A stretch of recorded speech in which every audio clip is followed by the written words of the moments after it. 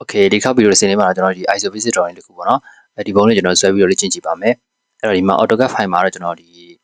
ISO ပေါ့နော် ISO drawing setting လေးကျွန်တော်ချိန်ထားပြီးဖြစ်ပါတယ်အဲ့တော့ကျွန်တော်ဒီမှာနေရာလေးတစ်နေရာယူပြီးတော့စာဆွဲမယ်ပေါ့နော်အဲ့တော့ဒီမှာ line လေးနဲ့ဒီမှာပေါ့နော်ဒီ cursor လေးရှိပါတယ်ဒီကောင်ကျွန်တော်တို့က F5 နဲ့ဒါ plane တွေပြောင်းလို့ရတာပေါ့နော်အဲ့တော့ကျွန်တော်ဒီမှာ top plane လေးကိုတစ်ချက်ပြောင်းလိုက်ပါမယ်ပြီးတော့ကျွန်တော်ဒီမှာ line လေးစကြည့်မယ်ပေါ့နော်ဒီမြက်နဲ့ပြန်ကနေကျွန်တော်စယူဆွဲလိုက်ပါမယ်အဲ့တော့ဒီကောင်က total ကဒီကနေဒီ150အဲ့တော့ဒီမှာကျွန်တော် line လေးနဲ့စယူလိုက်မယ်ပေါ့နော် okay ဒီလို50ပေါ့နော်50 enter okay ဒီမှာ enter ကိုနှစ်ချက်လောက်နှိပ်ပြီပေါ့နော်50 enter ပြီးရင်ဒီဘက်ကကျတော့28ပေါ့နော်ဒါဆိုရင်ဒီမှာကျွန်တော် plane လေးပြောင်းလိုက်မယ် F5 နဲ့ okay ဒီလိုလေးပေါ့နော် okay အပေါ်ကို28 enter okay ပြီးနောက်တစ်ခါဒီဘက်ကကျတော့21ပေါ့နော်ဒီရှိဒီကနေ end point နဲ့ gain အပေါ်ကို21 enter okay ဒါဆိုရင်ဒီမှာဒီ line လေးရယ်ဒီ line လေးရယ်ရပြီပေါ့နော်ပြီးကျွန်တော်ဒီဘက်ကိုချက်ကြည့်မယ်ဒါကလည်းဒီကလည်း21အဲ့တော့ကျွန်တော်ဒီကနေ line လေးချက်ယူလိုက်မယ်ဒီလို21ပေါ့နော်21 enter okay ပြီးရင်ကျွန်တော်ဒီဘက်အောက်ဘက်ကိုပေါ့နော်အောက်ဘက်ကိုတော့ဘယ်လိုလဲဆိုတော့ဒီမှာဒီကနေဒီက14ဒီကနေဒီက28ဆိုတော့တဝက်ပေါ့နော်ဒီကောင်ဒီကလည်း14ဖြစ်မယ်ပေါ့နော်အဲ့တော့ကျွန်တော်ဒီမှာ line လေးနဲ့ဒီကောင်14ဆိုယူရရပါတယ်အောက်ဘက်ကို14ပေါ့နော်14 enter okay ပြီးရင်သူကဒီထိပ် point နေပေါ့နော်ဒီ point ကနေဒီဘက်ကိုက14အဲ့တော့ဒီမှာတစ်ခါထပ်ဆွဲပေါ့နော်ဒီဘက်ကို14 okay ပြီးတော့အမှပေါ့နော်ဒီမှာ line လေးနှစ်ကြောင်းလာစုံမဲ့နေရာရှိပါတယ်ဒီကနေဒီလိုတစ်ခုပြီးရင် enter ဒီလိုပေါ့နော်အခုဒီလိုလာစုံပါပေါ့အမှကျွန်တော်က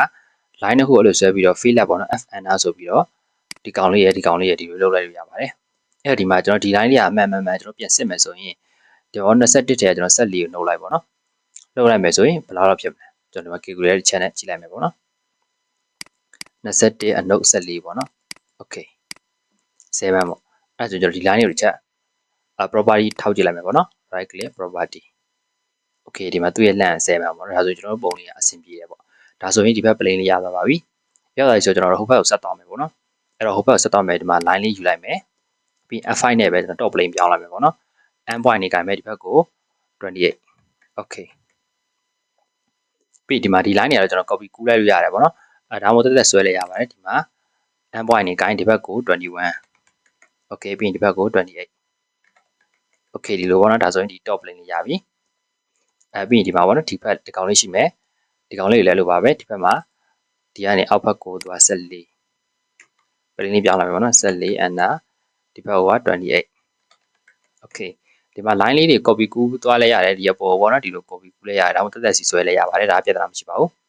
နောက်တစ်ခါကျွန်တော်ဒီမှာ top plane လေးကျွန်တော်ချက်ကြည့်မယ်ပေါ့နော်ဒီကောင်လေးက7အဲ့တော့ဆိုလိုတဲ့သဘောကဒီကောင်ကလည်း7ပေါ့နော်ဒီမှာ14ဒီကောင်တိုတယ်က28ရှိတာဆိုတော့အလဲက14ဆိုတော့ဒီကောင်တဝက်စီဆိုတော့14ရဲ့တဝက်ကခုံပေါ့နော်အဲ့ဒီသဘောပေါ့ဒီဘက်မှာ7 okay ပြီးတော့ဒီဘက်ကို14ပေါ့နော် okay ပြီးဒီဘက်ကို7 okay ဟုတ်ပြီဒါဆိုဒီမှာဒီ line လေးရပြီပေါ့နော်ဒါဆိုရင်ဒီအကွက်လေးရပါပြီပြီးကျွန်တော်အောက်ဘက်ကိုဆက်သွားမယ်ပေါ့နော်အောက်ဘက်ကဒါ28ပေါ့နော်ဒီ line က28 okay ပြီးရင်အပေါ်ကို21အပေါ်21ပေါ့နော်21 enter okay ဒီမှာတော့ကျွန်တော်တစ်ခါတည်း copy ကူးလိုက်လို့ရတယ်ပေါ့ဒီမှာဒီကောင်ဒီကောင်ဆက်လက်မှတ်ပေါ့နော်ဒါမှ join မယ်ဆိုလည်းတစ်ခါတည်း join ပေးလိုက်ပေါ့နော် GN ဆိုပြီးထား join လို့ရတယ်ပြီးဒီကောင်ဆက်လက်မှတ်ပြီး CON ဆိုပြီး copy ကူးပေးလိုက် end point နေကိုင်းပြီးရင်ဒီမှာ end point မှာချပေးလိုက်ပေါ့နော် okay ဒီလိုလေးပေါ့ပြီးရင်သူကဒီမှာဒီကောင်လေးကမျက်နှာပြင်ကတစ်ခုတည်းပဲအဲ့တော့ဒီကောင်ဒီအစောကကျွန်တော်တွက်ခဲ့တာ7ရှိတယ်အဲ့တော့ဒီမှာ line လေးယူလိုက်မယ်ဒီကနေအောက်ဘက်ကို7 enter okay ပြီးဒီမှာဒီဖက်လဲလို့ပဲပေါ့နော်ဒီအောက်ဘက်ကို7ပြီးဒီဖက်ကိုကြတော့ဒါအလဲကကြတော့14ပေါ့နော်14 enter okay ဒီလိုလေးပေါ့ okay နောက်တစ်ခါကျွန်တော်ဒီမှာတစ်ခုလုံးပဲပေါ့နော်ဒီနားလေးဒီကောင်လေးအဲ့တော့ဒီကောင်ကကြတော့အောက်ဘက်ကို7ပေါ့နော်7ဒီဘက်ကို14ဒီလိုလေးပေါ့နော်တစ်ခုချင်းစီ line တစ်ကြောင်းစီတွက်ပြီးဆွဲသွားလိုက်ပေါ့နော်ဒါဆိုရင်တော့ isometric drawing ရလွယ်ကူပါပဲပြီးတော့ဒီမှာ line ကိုဒီဘက်မရအောင်ပေါ့နော်ဒီမှာနည်းနည်းလိုအောင်ဆွဲလိုက်မယ်ပြီး extend နဲ့ပြစ်ပေးလိုက်မယ်ပေါ့နော် EH enter ဆိုပြီးတော့သူကဒီမှာဒီ end point နဲ့လာပြီးစုံနေတာပေါ့နော်အဲ့တော့ဒီ end point ဒီ end point တစ်ခါလေးဆက်ပေးလိုက်ရင်ရပါတယ်အဲ့တော့ကျွန်တော် drawing လေးတစ်ချက်ပြန်ကြည့်မယ်ပေါ့နော် okay ဟုတ်ပြီအဲ့တော့ဒီမှာပေါ့နော်ဒီကောင်လေးတစ်ချက်ချက်ကြည့်လိုက်မယ်ဘာတွေလိုမလဲပေါ့ okay အဲ့တော့သူ့ပုံလေးတိုင်းပဲပေါ့နော်ရပါပြီအဲ့တော့ဒီကောင်လေးကကျွန်တော်တို့က 3D အနေနဲ့ဆွဲပြီးလေ့ကျင့်လိုက်ရတယ်ဒါ ISO အနေနဲ့လေ့ကျင့်လိုက်ရတယ်ပေါ့နော်ဒီမှာတော့ကျွန်တော်က isovisit isometric drawing အနေနဲ့ပေါ့နော်ကျွန်တော်လေ့ကျင့်လိုက်တာဖြစ်ပါတယ်ဒီမှာပုံလေးကတိတ်မကြီးဆိုရင်ဒီကောင်ကအကုန်လုံးဆက်လက်မှတ်ပေါ့နော်မှတ်ပြီးတော့ MN ဆိုပြီးတော့နည်းနည်းလေးအောက်ကိုရွှေ့ပေးလိုက်မယ်ပေါ့နော် okay ဒီလိုလေးပေါ့ပြီးတော့file လေးကို save လိုက်ပေါ့နော် okay အဲ့တော့ဒီ video လေးကဒီလောက်ပါပဲအားလုံးပဲအဆင်ပြေကြပါစေ